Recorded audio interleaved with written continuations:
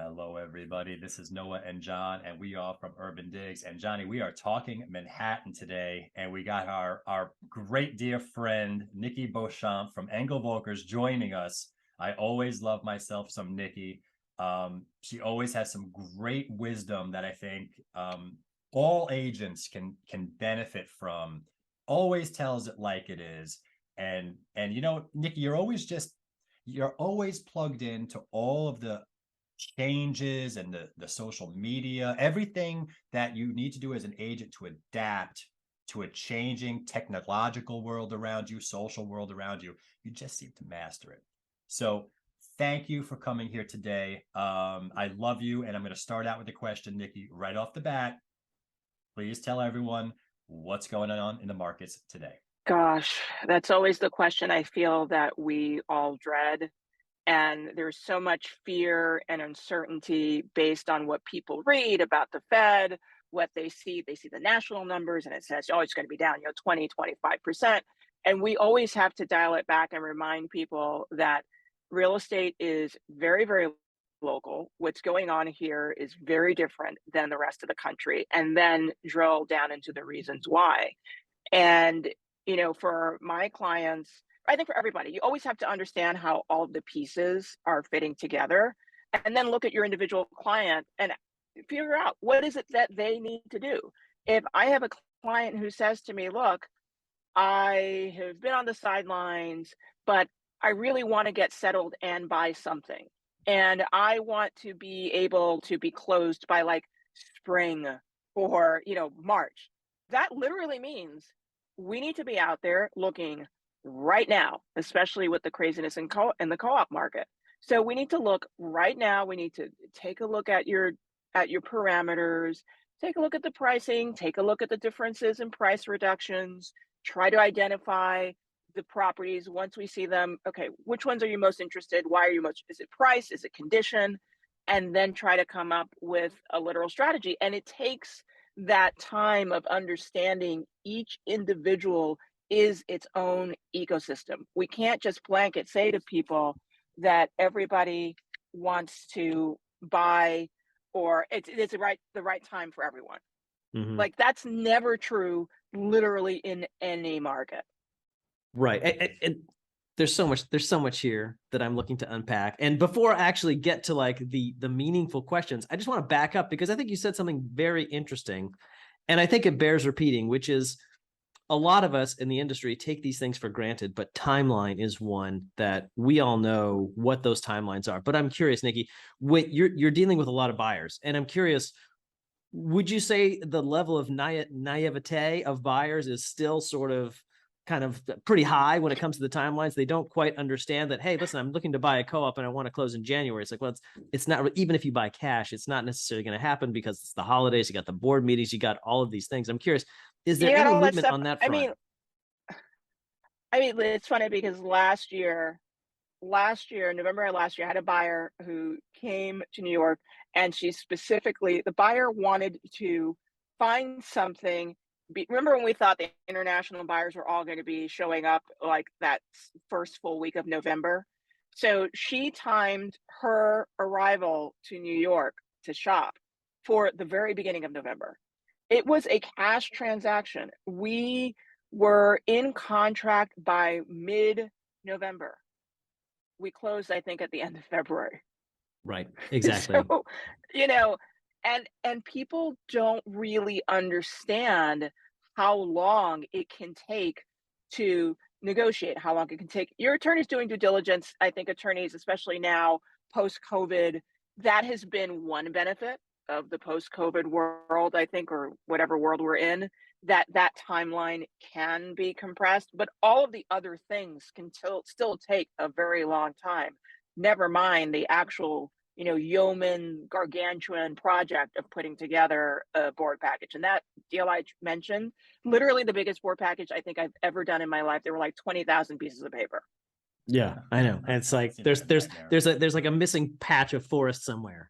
And birds are crying. There's a missing patch. I tell people I kill trees for a living. Right. So, and let me get back now to the original question I wanted to ask, which is, buyer sentiment? Because I mean, this market really is, and the market's powered by bids. I mean, the market is where the buyers are. And I guess that's my question to you is, where are those buyers and what are they thinking? I think a lot of people were definitely sidelined by the increase in interest rates. They put it completely on pause, or they completely recalibrated what they were looking for. So a buyer that might have been looking for a 3-bedroom might now be looking for a 2-bedroom, and is very sensitive to what they want their monthly payment to be. But if they're a co-op buyer, you also have to be very sensitive to the balance between what you need to put down as a minimum for the building, what you need in post-closing liquidity, what your debt to income ratio needs to be. So you can't, even if you have all the cash to put 50% down, let's say in a non 50% down building, it might not be the wisest thing to do, because it's completely going to shift not your DTI, but your post-closing liquidity. And knowing what is most important to each board requires so much of that nuance. That's part of why I think, we as brokers, that's a big part of the value that we bring. We bring that nuance and market intelligence that you can't see just from looking on a portal and seeing the price. Yeah. And I'm curious, Nikki, do buyers think that we've stabilized in our market, or do they think we're still falling? Combination of both.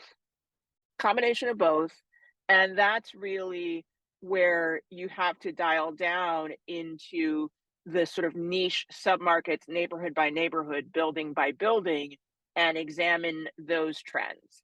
Like, I was talking to a buyer, and we were looking in one specific neighborhood, basically 2 specific buildings, and there were a couple of things on the market. They go, I'm willing to wait, because I think more will come on. And I said, well, in this building, here are the things that this building is actively about to start doing. So the pricing that you see now is not going to be the same. First of all, a lot of people who need to sell in this building are literally on the market now. Everybody else is probably going to wait until those improvements are done, and then the price is going to be different. Right. So you have a choice. Yeah, and I want to talk about that for a second, because you talked about how long it takes to close. Okay? And I think I'm hearing anecdotally from a lot of agents that buyer sentiment in general is that we're in a depreciating market. And I'm not denying that, but what I would argue is that we've depreciated. We've already depreciated. We've already shifted down. All of the metrics that I'm seeing is showing stabilization. In terms of liquidity and deal volume, we're just at a new lower level, which is below trend. My point is, we're in it. And if you're going to wait for the closed sales data that you just explained, that it takes months and months and months, you sign today, you're closing in February or March. That's the reality. And that's when the data is going to come out, which is not a timely thing if you're following closed sales data. And that's the reality. I think a lot of buyers and sellers don't understand all of the nuances behind the data when it's released, how far back it actually lags. Then you have the insanity of, if we're trying to compare, I mean, it's bonkers and bananas to look at year over year numbers where 2021 was literally bananas. There's no ifs, ands, or buts. So you have to be able to explain that nuance in order to get people to understand what the current real-time market is and how that overlays with their goals. If you no longer want to continue paying, if you're renting and you don't want to be in that rental come March, April, May and June, you have to be looking now to see, are there properties on the market that fit your specific criteria? And keeping in mind that it's very highly likely that people who are actively trying to sell now, like realistic people, are actually going to be motivated to get a deal done. So why not if this is your moment and it's the property that makes sense for you and the numbers work, Yeah. is this not your opportunity? And I think to your point about the that sort of market shift, if we think back to coming out of that period, this period right now reminds me a little bit of that period when we were sort of inching out of COVID and Hmm. people were still waiting for more of a bottom, more of a bottom, more of a bottom. And then they decided they wanted to act, but by the time they were acting, it had already started to go inch slowly back in the opposite direction. Yeah. Yeah. And Yeah, I no, was just going to point. So go ahead, go Noah. ahead, John. I was just going to point out one thing, that we were talking about this lag between the real time market and its closed sales, probably 4 to 6 months is what that lag is. Note, all right, I am starting to see some mixed positive data in the sales over the last few months relative to the months and quarters previously. And what that's suggesting to me, the media is not going to touch this for months. So this is very early leading indicator type of stuff. Choose to do with it what you will, but don't be surprised if those Q4 numbers come out and they're not as bad on a quarter to quarter basis as everyone thinks. And you have some mixed results there. It'll be very, very interesting, which is another suggestion that now's the time. Buyers, now is the time. John, go ahead. Yeah, well, no, Nikki, I think you brought up an excellent analogy, which is this does really feel like coming out of COVID. And I think some of the similarities involve just sort of with the media's portrayal of the housing market. And, at that time, right, New York City was basically dead. Everyone had moved to Florida or Texas or somewhere else. So prices were about to just completely tumble. And it didn't happen, right? And it's similar to inflation, right? It goes up like a rocket, comes down like a feather. You have these periods of times of transition in which, now we're in a rising interest rate environment. And we've, as Noah said, we've had that hit has happened. Prices have come down a little bit, maybe 5% or so, but sellers are kind of, they're okay and they don't necessarily need to sell. So I'm curious from a buyer sort of negotiation standpoint, what are some of the negotiation tactics you can talk to in this market in which sellers are not terribly desperate, buyers are not terribly desperate to pay higher? How do you bridge that gap? Data, literally data is how you bridge the gap. With my buyers, and so we do the search, we identify the handful of properties that say they're interesting. And what's also interesting is that because as we've come out of COVID, everybody's not always here all the time. So this, I see something, I want to go look at it right now approach doesn't always happen. They don't even Mhm. always have the time to do like a video tour. So sometimes these conversations happen over the course of 2 or 3 weeks. And we look how long has something been on the market? How has it been on and off the market multiple times? Have they tried to rent it? How many price reductions have there been? And sometimes, with 2 buyers that I'm working with right now, we have tracked the varying price reductions of the listings that they are interested in, and we have sort of prioritized the listings that have shown any price reduction or multiple price reductions.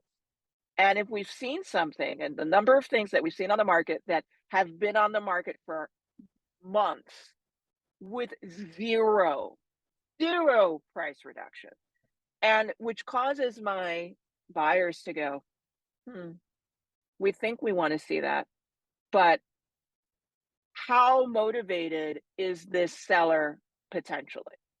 So then, I turn around and I, shoot a text message out or call the agent and say, look, give me some color, like tell me what's going on. And often you'll get the conversation or response from agents, look, sellers motivated, but they don't want to reduce the price. So we haven't reduced the price, but we don't have enough activity. So, bring your client. If your Mhm. client is interested, they need to make an offer. So then I have to go back to the buyer and say, look, let's definitely go and see this. If you love it, if you're interested, let's put together a real compelling offer. But it's a difficult argument to make with a highly analytical or very informed consumer, which all of our consumers are now because they have the things saved on, all the various portals and they're tracking. And they'll say to me, but Nikki, there hasn't been a price change in 120 days. I don't want to bother. And I have to say to them, well, I've spoken to the listing agent, like, let's go see it. Make your decision after you have seen it. Or, after I've seen it, if we're doing a video, whatever. But that's been a big indicator for my buyers this year. Yeah, and I love that approach. Data is definitely the answer. In addition to that, as well, to help get that buyer where it needs to be. But more importantly, I think buyers have this misconception that every seller is desperate. I mean, I don't know. Maybe it's like an inside psychological bias that buyers. I guess every seller thinks that they have the best property. It's kind of like along those lines. It's definitely along those lines. And I always say to people, New York is a very interesting market. In other parts, I think in other parts of the country, very often when people are selling, I don't want to say that there's a lot more discretion versus need here in some instances, but often we often do have people who do not need to do something at their absolute bottom line number in order to successfully execute whatever their next step is. Yeah, right. There are a few nuances to that. It could be, divorces, estates, things like that. But outside of those subsets, we often have clients who say, I'm going to wait for my number. Yeah. The number of times that if I had a nickel for every time I heard, I'm going to wait for my number, either from a seller or when you're on a listing appointment, and they go, well, I don't agree with you. I'm going to wait for my number. And you turn around and, you don't take the listing and you see that they're still on the market. Yeah. And, they're waiting for that number. Yeah. So I know I hate it. I hate it. But the same, see, like, this is like developers to me, because I think every seller has the right, to take this approach. And there's, in my opinion, I look at supply and X% are these types of sellers. It's at all times, whether it's contracting or expanding. I don't know. It's like developers, it's like they have 200 units, but they only put 30 on. And then they don't put them all on, put them all in the system, and then take 170 and move them off market so that we can actually see what's going on. It's full transparency. Anyway, we could talk about that for hours. We're running out of time. That's Nikki. a whole. We're that's not going. I am not asking you that conversation. question, Nikki, unless it's the beginning of the podcast. We're at the end of the podcast. I have one last question that I want to end with you. I think it's important. Social media best practices. What have you learned? And that you could tell other agents that are trying to up their game and expand their network and their reach with their messaging, social media best practices you can share. So you mentioned earlier, that during sort of that initial part of the pandemic, when everybody was leaving. I will remind people that in the summer of 2020, I was saying there is opportunity in this market. What that opportunity is very much depends on who you are and your individual circumstances. So instead of making, crazy blanket statements, try to hone in on the messaging that makes the most sense for who your clients are. Mm-hmm. Based on who your clients are, you can frame the messaging. Try to bring the message that reflects what you are seeing in the market. Because often what we are seeing in the market, we are seeing it real time, boots on the ground, months before the media is reporting. I was saying, oh, it's an opportunity in this market. And then months later, it's like, oh, here's an opportunity market. So develop your messaging along those lines. I develop my messaging specifically to target the people that I have already worked with. Mm-hmm. Because most of my business is referrals, literally from people who are practically carbon copies of the people I have already worked with. So I want to attract more of that business, more referrals from past clients, more referrals from agents in other markets. Framing the messaging so that people say, oh, the media says everybody is leaving, but Nikki said this is what she's seeing. So maybe we want to talk to Nikki and find out what's really going on in the market.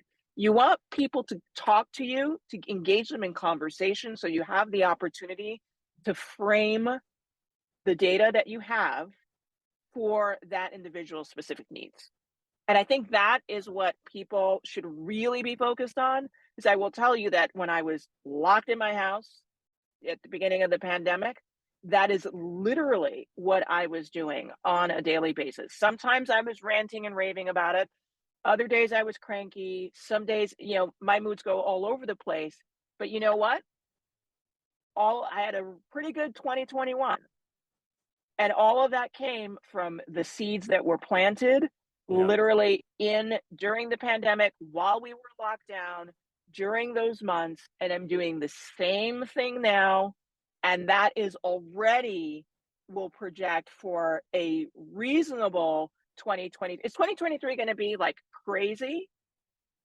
2021 was crazy. We're going to see transactions, but you have to really focus in on who are the people, what do they need to do, and frame the conversation to get those people in the mix, advising them as best we can with the information that we have.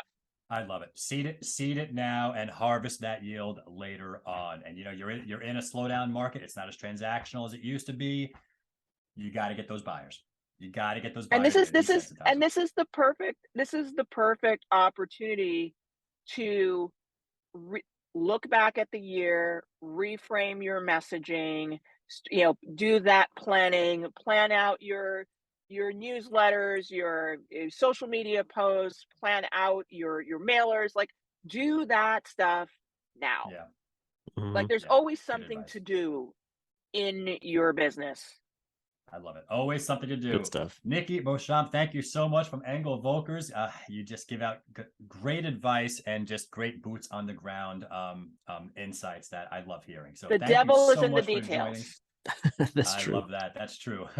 That is John Walkup. I am Noah Rosenblatt. We're both from Urban Digs, and this has been Talking Manhattan. And we'll catch you next time.